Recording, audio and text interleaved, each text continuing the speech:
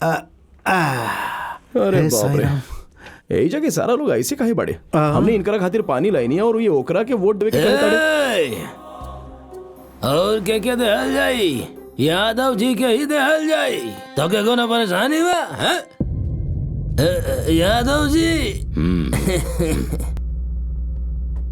ए बाबू, अब तक समझ में ना आयल ये एरिया में आरटीसी बस आवे या ट्रेन आवे, हम ही लेके आयल बानी।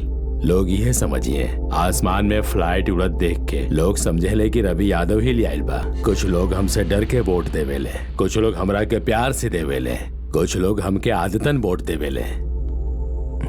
तू कहीं और से आके 2 गो नल लगा के का उखाड़ लेबे। हो देखा, बस भी टाइम पे आ गई। टिकट खातिर पैसा हम देत बानी।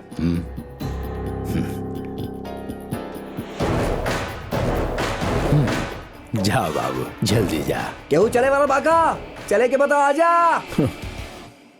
बचपन में जब कबड्डी खेलत रहनी तब हमरे दादाजी एगो बात कहत रहले, युद्ध में सामना कैले बिना पीठ दिखावे वाला से ज्यादा सामना करके हारे वाला वीर होखेला। हम खड़ा रहब और सामना करब। चला, जय हिंद। अगर तोहरा में हिम्मत बात त लिख ले, अगर वीरभद्र में केहू जीती तो सिर्फ हम। चलता नहीं कुछ तो बात बा होकरा मेरे, होकर कॉन्फिडेंस देखला। हमरा सामने कहत रहे कि हम जीतब, पब्लिक पल्स के ओकरा पता काहे चल के पता गइल। चला ओकरा? ओकर पल्स का कहला अभी जान के आवत आनी। ई देखी सर, बाल्टी भर भर के पानी ले जाता अड़न, लेकिन केहू झूठ भी ना बोलस कि वोट आपके ही दिहन। हेलो मास्टर, आपके दिल से समझावत आनी, आप जैसा अच्छा लोग खातिर पॉलिटिक्स नहीं खे। सही कहला राज भाई, इनकरा पानी पियावे से ही वोट ना दी है, लेकिन का पियावे से दी है ई हम समझ गए। का पिलाई बा सर? विपक्ष वाला बड़ा ना तो के कहीं बताई। ऊ ना बतौलेस, बाकी हमके पता चल गए ऊ कोनो सस्ता दारू पिलाए वाला बा। अगर हमनी महंगा वाला पिलाई तो सब कुछ आपन हो जाई। पब्लिक के तो जैसे झुकावा झुक जाले। आपका कहता नहीं सर? अच्छा बा,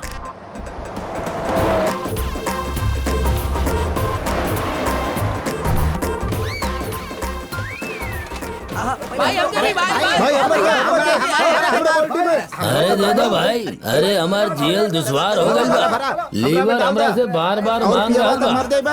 अभी अभी तो बीवी मर लिया। अरे दया कर दी भाई। क्या करत बड़ा? अरे यहाँ ना वहाँ देखी सर। आगे ले बेटा। गड्डी लेके। अरे बाप रे, ई का हो रहल बा? इनकर पेट ते भर बिना करेला और अब इनके बाटल बंद करा। हमरा के नहीं देत ना। अब देखा तू इलेक्शन में का हो गेला।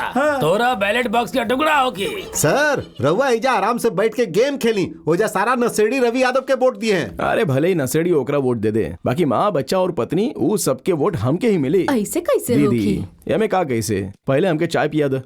राज भाई, कौनो भी मर्द पी के सबसे पहले का काम करेला?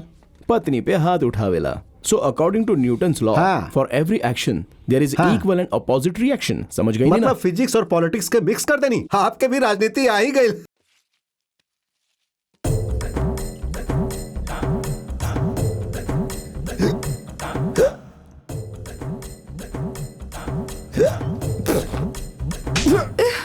हिचके इला पर पानी ना देवे के चाहिए, क्वार्टर देवे के चाहिए। सवेरे से पी रहल बड़ा काफी नहीं के का? अपन सुहाग के जवाब देबू, शौहर के जवाब देबू, पति देव के भी जवाब देबू, धर्म पति के भी जवाब देबू का? काशी हमरा नसीब में होत। हाँ? तोरा नसीब में हम बानी कम बगा। आज से समझ ला तू, चारों हम ही बानी तोर। सुने जी, खाना लगा दी का? नशा उतार देली। वहाँ कतरीना के देख, कितना स्लिम और खूबसूरत बाड़ी। तू बाड़ी सोमो जैसन, चाल निकाल। हमके भी ऋतिक बहुत पसंद बा, बाकी तू भैंस जैसन दिखेला, फिर भी साथ में रहा तानी ना। अरे भैंसी, तोर नजर ऋतिक पे है। अभी हम तोरा के बतावता नहीं। अपन पति के छोड़ के ऋतिक तोरा के चाहिए। हाँ, ऋतिक चाहिए। अगर हमार बेटी पे हाथ उठाइले ना ता गला काट दे। चुपचाप एजे पड़ल रह। दारू पियल हम महाराज बानी। जय हो दारू देवता। अरे रवि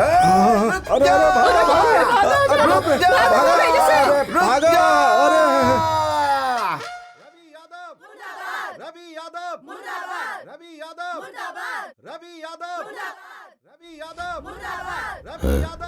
सुन रे, तोरा कुछ सुनाई देत बगा? बाहर आके देखी, मोर्चा लेके आयल बाड़न सब। महिला के साथ अत्याचार करे वाला रवि यादव, पीए के साथ अन्याय करे वाला रवि यादव। राज भाई, रवा कुछ ज्यादा तो ना बोल रहा रवा चिंता मत करी। ट्विंकल ट्विंकल लिटिल स्टार कल्याण बाबू। ए, का है ई सब? Ladies revolution. तू जौन दवाई बटले रहला ना, ये ओकर रिएक्शन है। हाँ, तू नशेड़ियन के वोट लेवे खातिर उनकरा के दारू पियला। अब वही नशेड़ियन के फैमिली हम की वोट देवे वाला बा। काबे हमसे चीट करत आड़े? देख भाई, गेम में रूल्स होकेला और वॉर में रूल्स होकेला, बट पॉलिटिक्स हैज नो रूल्स।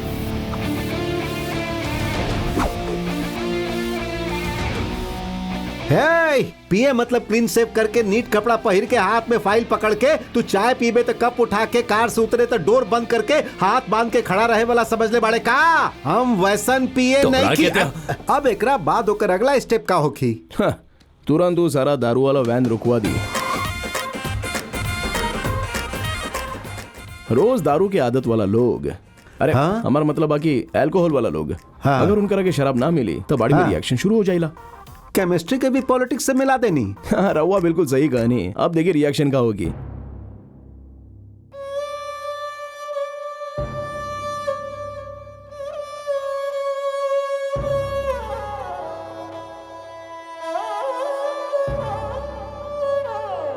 अरे सूरज, बेटा सूरज, देख वैन आइल का।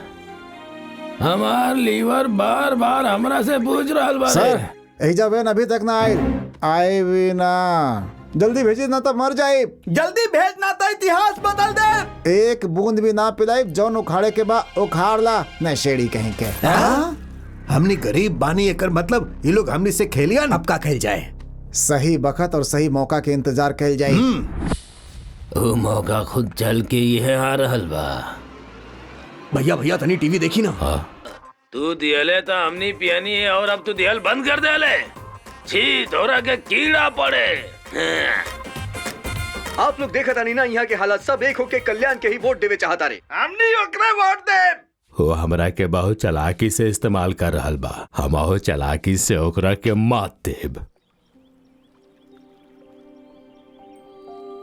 का कल्याण, आई लव यू कहे तक तो हमरा पीछे पड़ल रहा। अब तो हमरा के वक्त ही ना देवेला। अच्छा, का फैमिली बात तो हर, हाँ?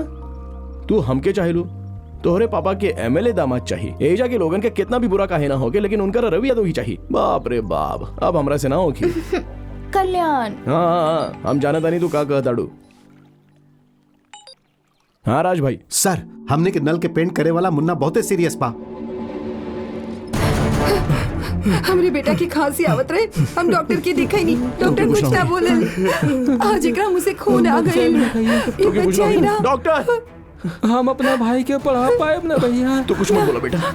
ना, हम अपना पढ़ाई के खातिर बहुत पैसा जमा करब।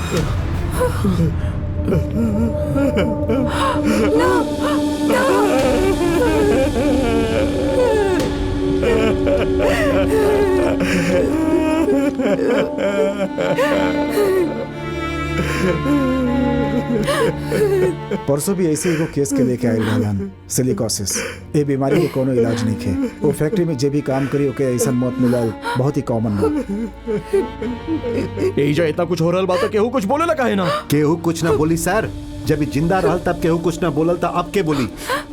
पर अभी मर गए बराज भाई। जब ले जिंदा रहल ना, वो अपन भाई के पढ़ावली चाहत रहे और कुछ ना। लेकिन अब हे मुन्ना, तोरे भाई के हम पढ़ाई बरे। वो भी कहाँ बात सर। एक हफ्ता से एकर तबीयत खराब होकला से ही घर पे रहे, तो ओकर लोग आके जबरदस्ती एकरा भाई के उठा के ले गए। वो अभी भी वही बा। ये फैक्ट्री कहाँ पे बा? कहे पूछता नहीं सर। हम कहानी फैक्ट्री कहाँ बा?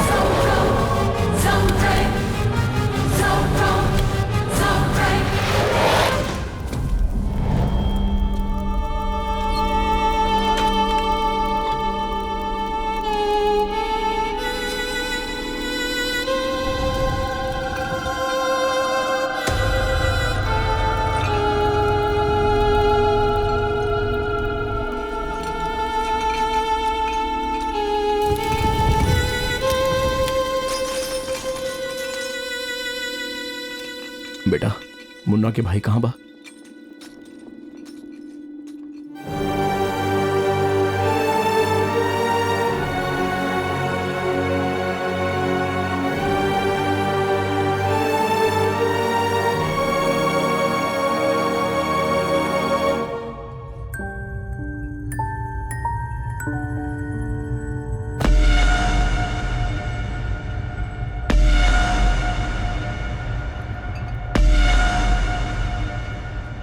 काबे, यहाँ आयल हर नया आदमी ऐसे ही रिएक्ट करेला और यहाँ आवे के बाद वापस ना जाएला। सबके कब्र हमनी यही जय खुद ले बानी।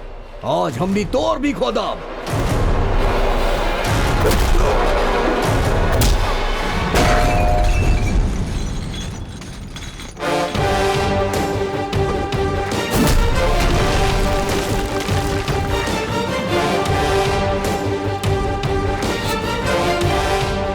आज तक एजा जॉन भी भइल जैसे भी भइल, लेकिन अब ये सब बंद करे के होके।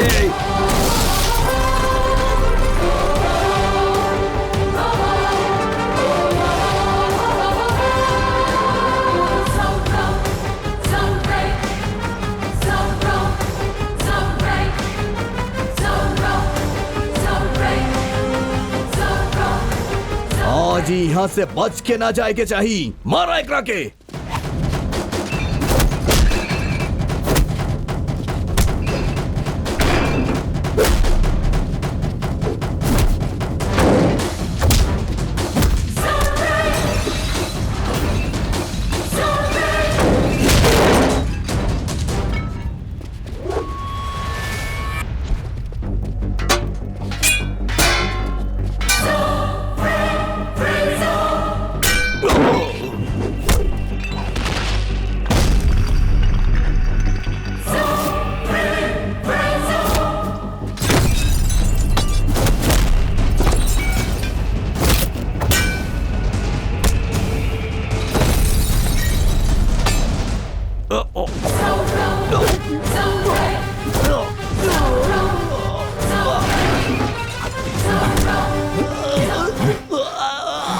इतने से तोके इतना दर्द होत बा तो सोच बच्चन पे का भी तक होगी।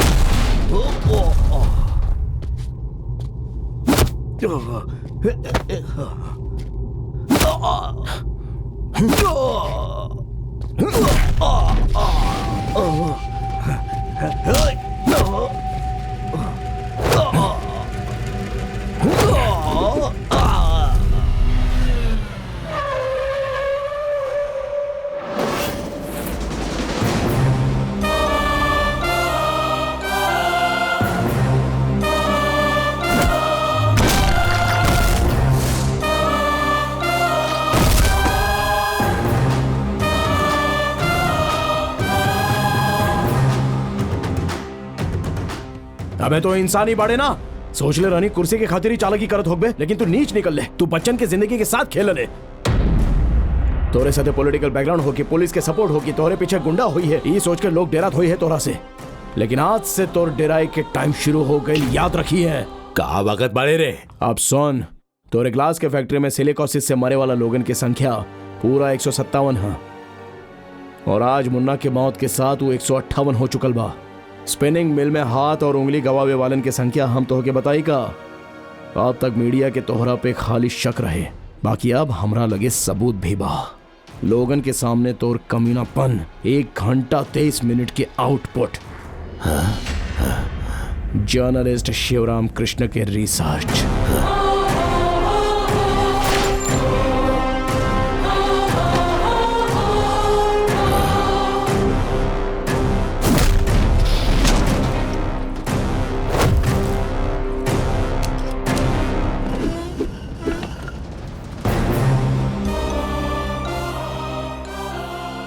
चाहत का बाड़े रे। बच्चन के फ्यूचर।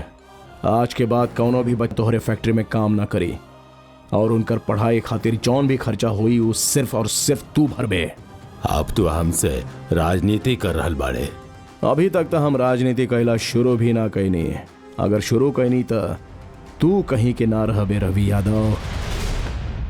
अब हमार बात ध्यान से सुन। अब तू जिंदगी के मोस्ट इंपॉर्टेंट डिसीजन लेवे वाला बाड़े। अगर हम लीगल एक्शन लेनी तो चाइल्ड एक्ट के हिसाब से तो के हर बच्चा के 20,000 पेनल्टी देवे के पड़ी। तो क्या अपन फैक्ट्री बंद करे के होगी, जर्नलिस्ट के केस में तो के जेल जाए के होगी। और ये सबसे ज्यादा हमके बच्चन के फ्यूचर इंपॉर्टेंट लागेला। तो बोल उनकरा पढ़ाईबे या फिर तू जेल जाइबे। Choice is yours.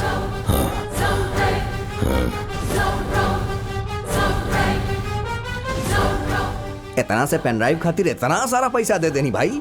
माचिस की तीली भी इतना ही होखेला, लेकिन ओके गर्मी फसल जला सकेला। हमारे इलेक्शन के टाइम बा वही तीली के गर्मी के तरह वो चाहे कितना भी बच्चन के पढ़ा लेवे, ओकरा के खाली ओकर ही घर के वोट मिली। इलेक्शन होते ही और ओकरा हरला के बाद बच्चन के दोबारा फैक्ट्री में आवे के ही पड़ी। आप ज्यादा से ज्यादा 4 दिन पढ़ाए सर, ओकरा बाद हमने की ई चाहिए वो चाहिए करके हमने के सर पे बैठी हैं, हम जाने नहीं सर। पढ़ ली हन लेकिन नौकरी के दी। पढ़ाई खाली नौकरी खातिर या सैलरी खातिर ना होखेला, जिंदगी के अच्छा बनावे खातिर होखेला। एगो लड़की बहुत अच्छा बात कहले रहल, बच्चन के जायदाद देबा त खर्च होके तक जिंदा रही हैं, बाकी पढ़ाई बा तो हमेशा जियत रही हैं। बात तो सच बा बेटा, ही हमनी के अच्छा खातिर सोचत बाड़े। का है के अच्छा, बिना पढ़ाई के हमार बेटा हर महीना 2,000 कमा लेवेला।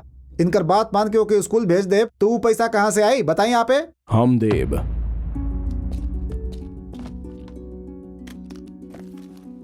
तो हर बच्चा लोग काम पे जाइले तो कितना कमाई ले, उतने हम स्कूल जाए पे देब। हमार बेटा यही उम्र में कमात बाई सोच के फर्क महसूस मत करा। कल वो जब बड़ा हुई तो सोची कि हमारे बाप की वजह से हमारी जिंदगी बर्बाद भइल, बेकार ही रवा खातिर नाराज हो जाई, तब अफसोस करबा। जब बच्चा पैदा होखेला तब हमने के माँ बाप के बस नाम मिलेला, बाकी जब हमने उनकरा के कौनो लायक बनावे नहीं तब माँ बाप की जीत होखेला। अगर अनाथ बच्चा ऐसा खतरनाक काम करेलन तो वो उनकर बदनसीबी बा। माँ बाप खुद ऐसा काम खातिर भेज रहल होके तो वो तो सरासर पाप है।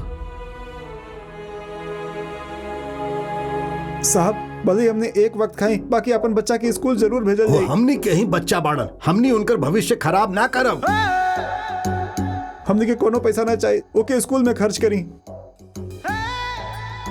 एक या दूगो ना सर, ओकर फैक्ट्री में कुल मिला के 3,000 बच्चा बाड़े। हम सब के पढ़ाई बा। का बोलता नहीं सर, इलेक्शन सर पे बा, फिर प्रचार कैसे करब? एमएलए बने से ज्यादा बच्चन के पढ़ा के उनकर जिंदगी संवारल और भी अच्छा होखेला। हम पढ़ाई बा, सबके पढ़ाई बा। हम